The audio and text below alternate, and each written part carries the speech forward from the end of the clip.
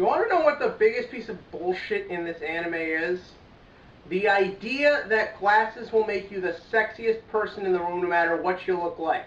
Trust me, I have many bad, negative experiences in this category. But enough of that. Cue title scene.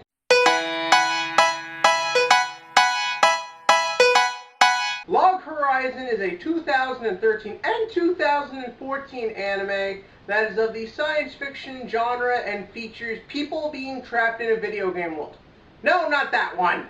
This time around, they don't know how they got there.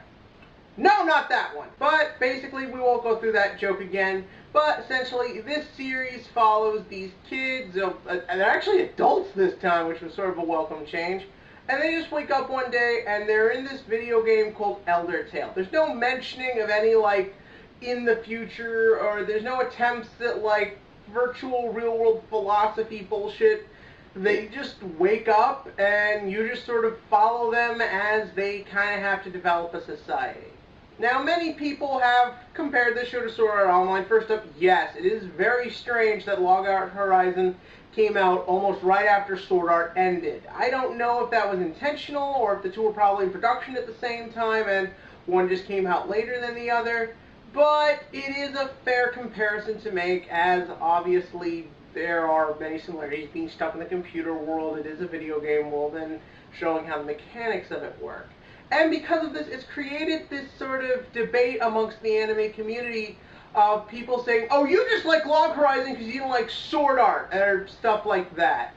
And I'm here to say, I still hate Sword Art, but I like Log Horizon. And I don't just like it because I hate the other one. Maybe there are people who are like that, but this series is actually a lot better. First up, like I said before, the series isn't about them trying to escape.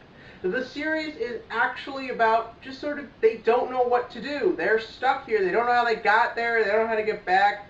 So all they have to do is, make the best of it, and you watch them build a society. And that's very interesting to watch in this, because you have characters who are very intelligent, and they do everything in very intelligent, practical ways. And I loved that. Led up by these characters is Shiroe. Basically, the guy who inspired my opening scene joke. Shiroe is a bit more realistic than Kazuto. Basically, his big thing is that he was quiet, kept to himself. I think he's in his early 20s. Didn't really like to be around people. Was very uncomfortable around other players. Basic introvert type character.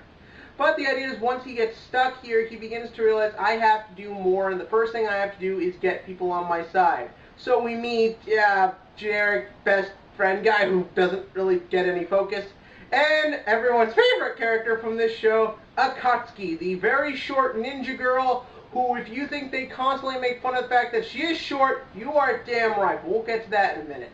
Apart from that, there's many other characters in this as they meet more people who are trapped, more people who just existed in the video game who actually get a lot of surprisingly good personality and development of it. And the best part is all the characters in this are very likable. I don't think I had anyone who I legitimately disliked. They're all very fun. And basically they make up Log Horizon, which is this guild Shiroe creates. And through them you really get a very likable story. Is it moving at maybe the best pace in the world? No. But these characters are just so likable, and you just love watching them interact with each other. It just makes the whole show worth it, and that's really why this show works. There isn't, like I said, there's no sense of urgency, and I'm not faulting Sword Art for that, but it did move very fast, and you really never got a feel for characters. This show is all character. You like everyone. Everyone gets enough time devoted for them to be understood, and you're always rooting for them. Hell, there's even dumb romances in this I really like to watch. Even the characters whose names I don't remember, I still remember the fun of them. And a lot of that fun is the humor in this. This show is hilarious. Like I said, Akatsuki is short, so you think that joke would get old after a while. It doesn't, because they always come up with fun, creative ways to make it feel new and fresh.